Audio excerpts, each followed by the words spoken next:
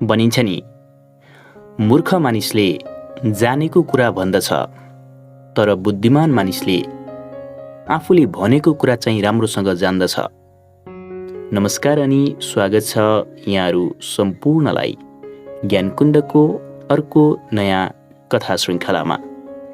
सदाझैँ आजको कथा पनि रोचक अनि ज्ञानवर्धक रहेको छ, त्यसैले कथालाई ध्यानपूर्वक पुरै सुन्नुहोस्। अब ढिला नगरी आजको यो कथातर्फ लागिहालौँ है त। आजको कथा यस प्रकार छ।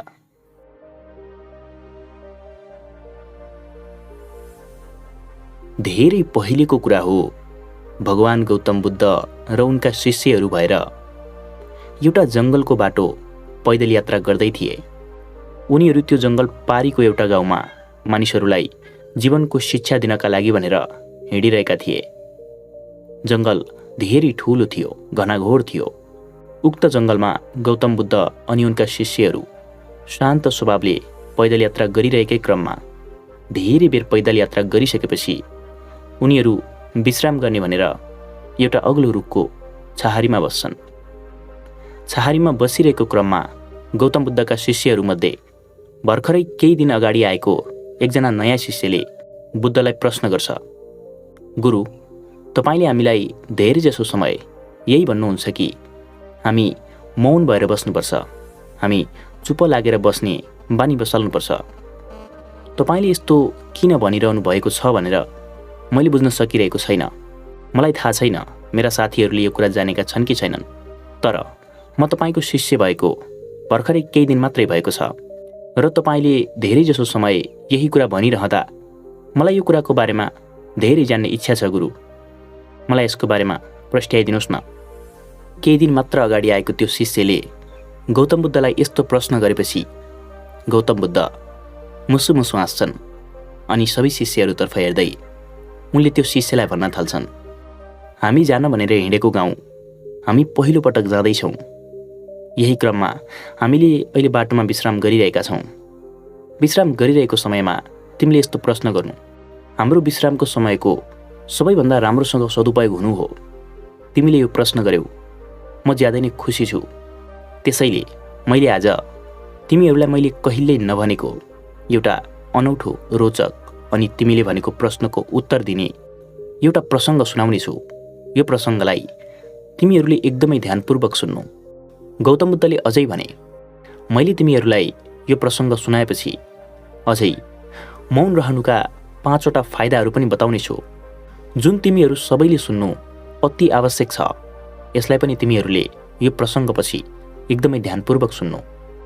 त्यो प्रश्न गरेको शिष्य पनि शान्त भएर आफ्नै यथास्थानमा बस्यो। सबै शिष्यहरू बुद्धको कुरा सुन्नको लागि आतुर थिए। गौतम बुद्धले शिष्यको प्रश्नको उत्तर दिने हेतुले अनि अन्य शिष्यहरूलाई विश्राम गरेको समयको भरपूर फाइदा उठाउने हेतुले त्यो कथा प्रारम्भ गर्न थाल्छन्। गौतम बुद्ध भन्छन्, धेरै पहिलेको कुरा हो।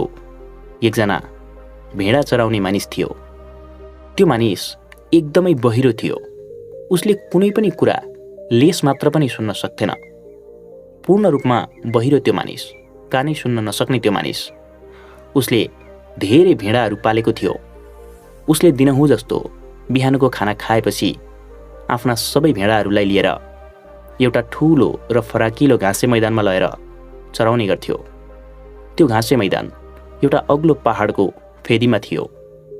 वरिपरि जताततै हरियाली रुखहरू थिए। बिहान खाना खाएर गएको त्यो मानिस सधैँ बेलुकी पख साँझ परेपछि भेडाहरूलाई लिएर घर आउने गर्थ्यो। दिउँसो पखको खाजा उसकी श्रीमतीले उसलाई त्यही भेडा चराउने ठाउँमा नै लगिदिन्थिन्। यसरी धेरै समय बित्यो। एक दिनको कुरा हो, त्यो भेडा चराउने मानिस बिहान खाना खाएर सधैँजसो भेडाहरूलाई लिएर त्यही ठुलो र फराकिलो घाँसे मैदानमा चराउन भनी गएको थियो। गयो। ऊ आफ्नै सुरले, मनोरञ्जनात्मक शैलीले भेडाहरू चराउने गर्थ्यो। बिहान खाना खाएर घरबाट निस्केको ऊ दिउँसो पख भयो। दिउँसो पख अब श्रीमतीले खाजा ल्याउने बेला पनि भयो। तर त्यो दिन श्रीमती खाजा लिएर आइनन्। कहिले पनि श्रीमतीले खाजा नलिएर आएको उदाहरण नै थिएन। त्यो दिन श्रीमतीले खाजा नै लिएर आइनन्। कहिल्यै यस्तो भएको थिएन। त्यो मानिस मनमा नै एकैछिन अचम्मित भयो। अझै समय बित्दै गयो, दिन ढल्नै आँट्यो, तर श्रीमतीले खाजा लिएर आइनन्। के गर्ने त अब? श्रीमतीलाई कतै केही पो भयो कि, आउँदा आउँदै बाटोमा लडिन् कि, अथवा खाजा बनाउँदा बनाउँदै केही दुर्घटना पो भयो कि के भयो? नत्र कहिले यसरी नआउने त होइनन् उनी। उसको मनमा यस्तै प्रश्नहरू खेल्न थाले। त्यसैले ऊ अब घरै जाने निर्णय गर्यो। तर बेलुकी घाम अस्ताइसकेको त छैन, त्यसैले अब यी सबै भेडाहरू घर लिएर जाने कुरा पनि आएन। ऊ यताउति हेर्दै थियो, कतै श्रीमती आउँदै छिन् कि भनेर। हेरिरहेको क्रममा उसले एउटा रुखमाथि एकजना मानिसले दाउरा काटिरहेको देख्छ। ऊ त्यही मानिस भएको नजिकै गयो, त्यही रुखमुनि गयो। गएर त्यो मानिसलाई भन्न थाल्यो, आज मेरी श्रीमतीले खाजा लिएर आइनन्, म एकैछिनमा घर गएर आइहाल्छु, तिमीले मेरा यी भेडाहरू हेरिदिनु है। त्यो मानिसले यस्तो भन्यो। तर त्यो रुखमा दाउरा काटिरहेको मानिस पनि एकदमै कान सुन्न नसक्ने थियो, पूर्ण रूपमा बहिरो थियो। तलबाट त्यो मानिसले माथिको मानिसलाई म एकैछिनमा आउँछु भनिरहेको थियो। माथि रुखमा दाउरा काटिरहेको त्यो मानिसले भने केही पनि सुनिरहेको थिएन। दाउरा काटेर एउटा हाँगा भुइँमा जराल्दै गर्दा त्यो माथि रुखमा भएको मानिसले तल भुइँमा भएको मानिसलाई देख्यो। उसले मुख चलाइरहेको थियो। माथिको मानिसले देख्यो। उसले केही भन्यो होला जस्तो लागेर त्यो रुखमाथि चढेको मानिसले तलको मानिसलाई भन्छ, जाऊ जाऊ, मैले यहाँ दाउरा काटिरहेको छु, यहाँ आएर मलाई उल्झनमा नपार। माथिबाट दाउरा खसेर तिम्रै टाउकोमा लाग्ला नि, जाऊ, यहाँ मैले दाउरा काटिरहेको छु। माथिबाट त्यो मानिसले यस्तो भन्यो। तलको मान्छेले कुनै पनि कुरा सुनेन। माथिको मानिसले पनि त्यसरी मुख चलाएको देखेपछि तलको मानिसले सोच्यो, हुन्छ भनिरहेको छ त्यो मानिसले, घर जा भनिरहेको छ। त्यो मानिस आफ्नी श्रीमतीलाई के भएछ भनेर घर गयो। घर गयो, एकैछिनमा छिटै नै त्यो मानिस फेरि आयो। उसले आफ्ना भेडाहरूलाई हेऱ्यो। सबै भेडाहरू जस्ताको तस्तै चरिरहेका नै थिए। एउटा भेडा पनि हराएको थिएन, कहीँ कतै गएको थिएन। त्यो भेडा चराउने मानिसले सोच्यो, अहो, ती मानिस त ज्यादै राम्रा रहेछन् नि, मेरा भेडाहरूलाई यति राम्रोसँग हेरिदिए, उनलाई धन्यवाद त दिनैपर्छ भनेर ती मानिस भएको ठाउँतर्फ हिँड्दै थियो। उसले मनमा नै सोच्यो, होइन, उनलाई धन्यवाद दिएर मात्र त कदापि हुँदैन। यस्तो सोचेर ऊ फेरि आफ्नै भेडाहरू भएको ठाउँतर्फ गयो। त्यो मानिसका भेडाहरूमध्ये एउटा भेडा लङ्गडो थियो। उसले त्यही लङ्गडो भेडो त्यही मानिसलाई उपहार दिन्छु भन्ने सोच्यो। त्यसैले उसले त्यो भेडा लिएर त्यही रुखमाथि चढेको मानिस भएको ठाउँमा गयो। जाँदाखेरि त्यो मानिसले दाउराको भारी बनाउँदै रहेछ। गयो, उसले त्यो रुखमाथि चढेको मानिसलाई भन्छ, तिमीलाई धेरै धेरै धन्यवाद, मेरा भेडाहरू एउटा पनि हराएका रहेनछन्, तिमीले त ज्यादै राम्रोसँग हेरचाह गरेछौ नि मेरा भेडाहरूको, तिमीलाई धेरै धेरै धन्यवाद, उपहार स्वरूप यो एउटा भेडा राख। त्यो अघि नै रुखमाथि चढेको अहिले दाउराको भारी बनाउँदै गरेको त्यो मानिसले त्यो भेडाको मालिकलाई भन्यो, के रे, मैले तिम्रो भेडाको खुट्टा भाँचिदिएँ रे, के भनिरहेका छौ? मैले तिम्रो भेडालाई देखेको पनि छैन, म आफ्नै सुरले दाउरा काट्दै थिएँ, अहिले आएर मलाई पो भेडाको खुट्टा भाँचेको भन्छौ? के भनिरहेका छौ तिमीले? मैले तिम्रो भेडाको खुट्टा भाँचिदिएकै होइन। यता अर्को मानिस, उसले भनिरहेको थियो, यो भेडा लिग, तिमीलाई उपहार भयो, धेरै धेरै धन्यवाद छ तिमीलाई, मेरा भेडाहरू एउटा पनि हराएनन्, म ज्यादै खुसी छु, त्यसैले यो उपहार राख। उता त्यो मानिसले भन्दै थियो, मैले तिम्रो भेडाको खुट्टा भाँचिदिएको हुँदै होइन, कसले के गर्यो मलाई के थाहा। दुईजना मानिसहरू यस्तै कुरामा अल्झिरहेका थिए, चर्को चर्को गरेर बोलिरहेका थिए। त्यत्तिकैमा परबाट एउटा चोर घोडा चोरेर भागेको रहेछ। त्यही चोरेको घोडामाथि बसेर ऊ घोडालाई दगुराउँदै तिनै दुईजना मानिस भएको ठाउँमा आउँछ। उसले बाटो बिर्सेको रहेछ। उसले बाटो सोध्नको लागि भनेर ती दुईजना मानिस भएको ठाउँमा आउँछ। ती दुईजना मानिसले उसलाई च्याप्पै समात्छन्। समातेर त्यो मानिसलाई सबै कुरा बताउन थाल्छन्। तर त्यो घोडामाथि चढेर आएको त्यो चोर पनि पूर्ण रूपमा बहिरो थियो, केही कुरा पनि सुन्न सक्थेन। अब ती दुईजना मानिसहरूले त्यो घोडा चोरेर आएको चोरलाई सबै कुराहरू बताउँदै थिए। अनि त्यो घोडा चोरेर भागेको त्यो चोरले भन्यो, लौनुस् तपाईँहरूको घोडा, मलाई माफ गर्नुहोस्, गल्ती भयो, अबबाट चोर्दिन। ती दुईजना मानिसहरू केही पनि सुनिरहेका थिएनन्। घोडा चोरेर आएको चोर पनि पूर्ण रूपमा बहिरो थियो। उसले सोचेको थियो, यी मानिसहरूले मलाई पक्रिए, लो बर्बाद भयो। त्यसैले उसले त्यो घोडा उनीहरूलाई नै राख्नुस् भनेको थियो। तर वास्तविकता धेरै पर थियो। तीनजना मानिसहरू यसरी नै धेरै बेर चर्को चर्को आवाजमा बोलिरहेका थिए। त्यहाँ केही उपाय लागिरहेको थिएन। त्यही क्रममा अलि परबाट एउटा बाटो हुँदै एकजना वृद्ध सन्यासी हिँडिरहेका थिए। उनले ती तीनजनाले त्यसरी चर्को चर्को आवाजमा बोलिरहेको सुन्छन्। सुनिसकेपछि उनी तिनीहरू नजिकै आउँछन्। तर ती सन्यासीले जीवनभरि कहिल्यै पनि नबोल्ने मौन व्रत लिएका थिए। जिन्दगीमा उनी अब कहिल्यै पनि बोल्नेवाला थिएनन्। दृढ मौन व्रत लिएका सन्यासी तीनजना बहिरो मानिसहरू भएको ठाउँमा आउँछन्। उनले ती तीनजना मानिसहरू कराइरहेको त्यहाँको सबै अवस्था बुझ्छन्। तर उनले के गरून्? उनी त जीवनभरिका लागि मौन व्रत लिएका थिए। ती वृद्ध सन्यासीले एकैछिन सोच्छन्। एकैछिनपछि ती सन्यासीले त्यो घोडा चोरेर भागेको त्यो चोरलाई उसको आँखामा आँखा जुदाएर हेर्छन्। त्यो घोडा चोरेर आएको चोर ऊ त अलिअलि डराउन पो थाल्यो।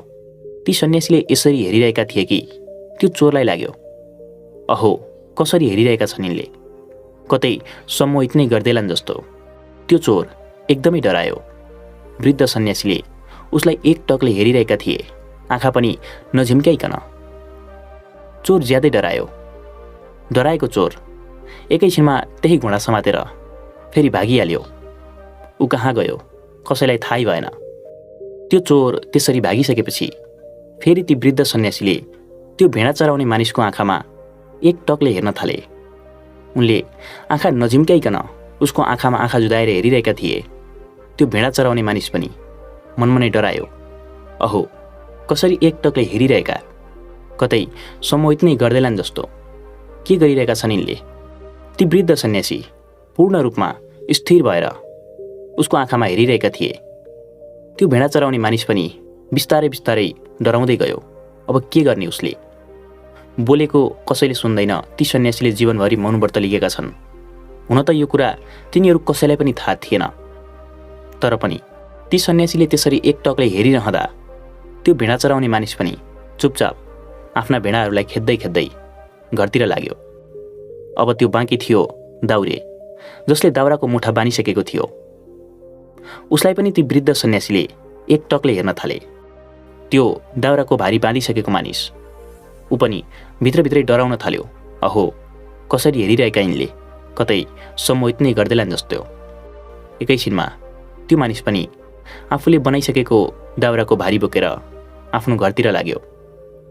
ती सन्यासी उनी तीनजना मानिसहरू तिनतिर आफ्नै आफ्नै ठाउँतिर गएको देखेपछि उनी मुसु मुसु हाँस्दै फेरि आफ्नै बाटोतर्फ लागे। यो प्रसङ्ग बताइसकेपछि गौतम बुद्धले उनका शिष्यहरूलाई भन्छन्, देख्यौ त ती सन्यासीले त्यहाँ जे बोलेको भए पनि ती तीनजना कान नसुन्ने मानिसहरूले केही पनि सुन्नेवाला थिएनन्। उनले त्यहाँ जति जे कुराहरू बताए पनि उनीहरूले बुझ्ने नै थिएनन्। तर ती वृद्ध सन्यासीले एक शब्द पनि नबोली ती तीनजनाको समस्याको समाधान गरिदिए। तिमीहरूले यो प्रसङ्गबाट एउटा महत्त्वपूर्ण कुरा बुझ्न सक्छौ। मौनता ज्यादै ठुलो शक्ति हो। मौनतामा पनि गहिरो उत्तर लुकेको हुन्छ।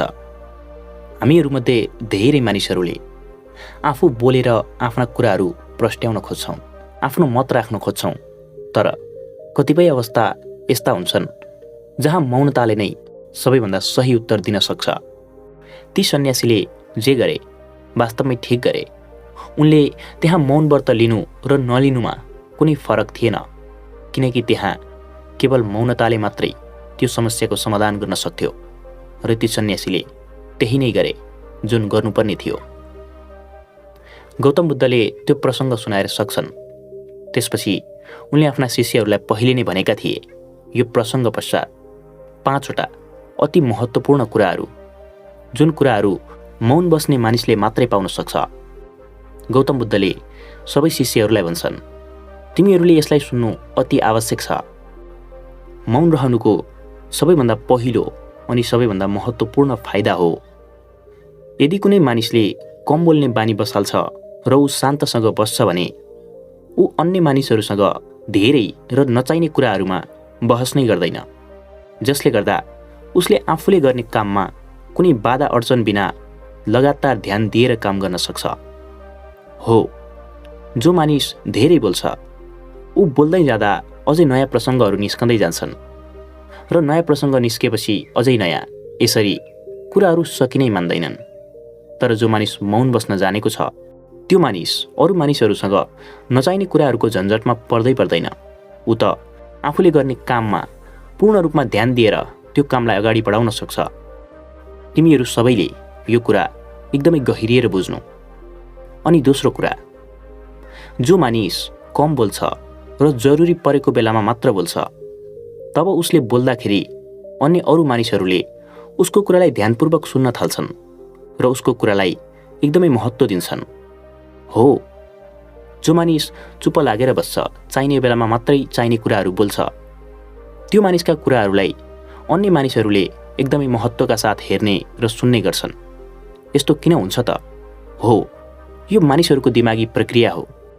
त्यो मानिस जसले कहिले पनि नचाहिने कुरा गर्दैन, त्यो मानिसले जतिखेर कुरा गर्दा पनि उसले कुनै महत्त्वपूर्ण कुरा नै गरेको छ भन्ने मानिसहरूलाई पहिलेबाट नै अनुभूति हुन्छ, जसले गर्दा उसले बोलेको समयमा मानिसहरूको ध्यान उसले भनेको कुरातर्फ नै केन्द्रित हुन्छ। गौतम बुद्धले यसरी दुईवटा कुराहरू बताउँछन्। सबैजना शिष्यहरू एकदमै नतमस्तक भएर गौतम बुद्धका कुराहरूलाई ग्रहण गरिरहेका थिए। त्यो नयाँ शिष्यले धेरै कुरा बोध गरिरहेको थियो। टाढाको गाउँको यात्रामा निस्केका उनीहरू बाटोमा विश्राम गर्ने क्रममा गौतम बुद्धले यति महत्त्वपूर्ण कुराहरू सिकाइरहेका थिए।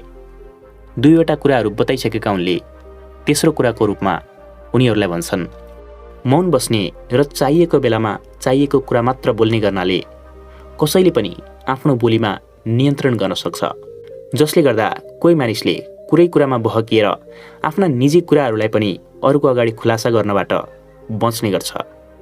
यो कुरा एकदमै महत्त्वपूर्ण कुरा हो। गौतम बुद्धले अझ विस्तारपूर्वक भन्छन्, कुनै मानिसको निजी कुरा यदि अरू कसैले थाहा पाउँछ भने उसले त्यो कुराको दुरुपयोग गर्न सक्छ।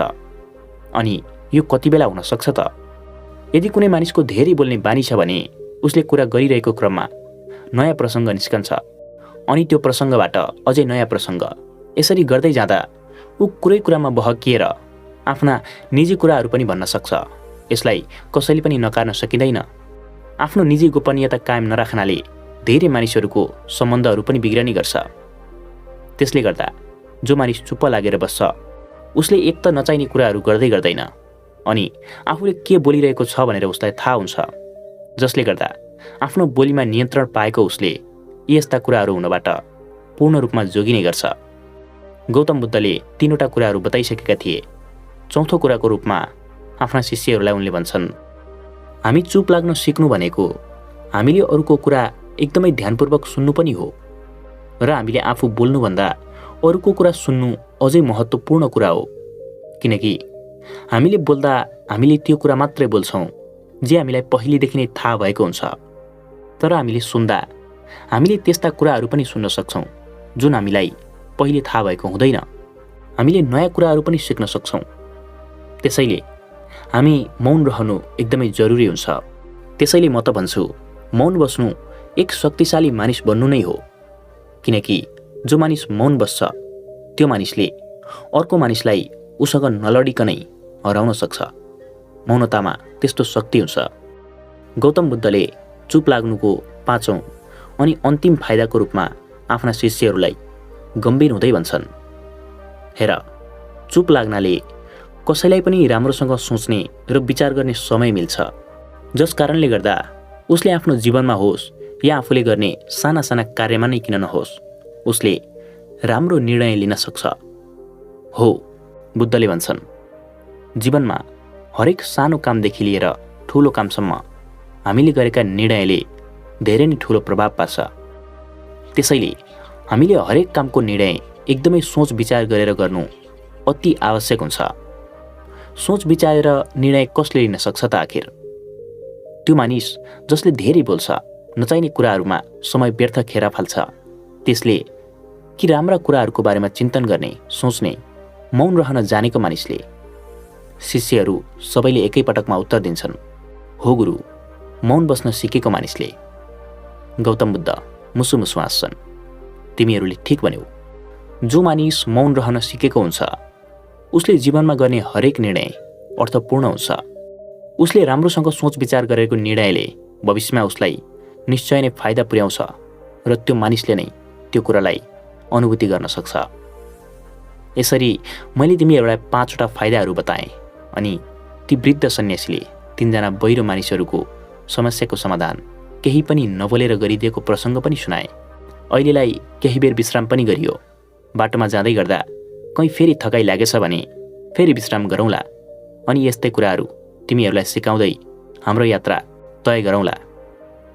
गौतम बुद्धले यति भन्छन्। शिष्यहरू सबै मनभित्रैदेखि खुसी हुन्छन्। त्यो प्रश्न गरेको शिष्य उसले ज्यादै नै महत्त्वपूर्ण कुरा सिकेको थियो। गौतम बुद्धको शिष्य बनेको धेरै दिन नभए तापनि उसले त्यो बखतमा बुद्धबाट जे कुरा सिकेको थियो, जे कुरा बुझेको थियो, त्यो कुराले उसको जीवनमा ठुलै फरक पार्नेवाला थियो। त्यसपछि गौतम बुद्ध अनि उनका शिष्यहरू भएर त्यो जङ्गल पारीको टाढाको गाउँको गन्तव्यको यात्रा गर्न थाल्छन्। यसरी यो कथा यहीँ सकिन्छ।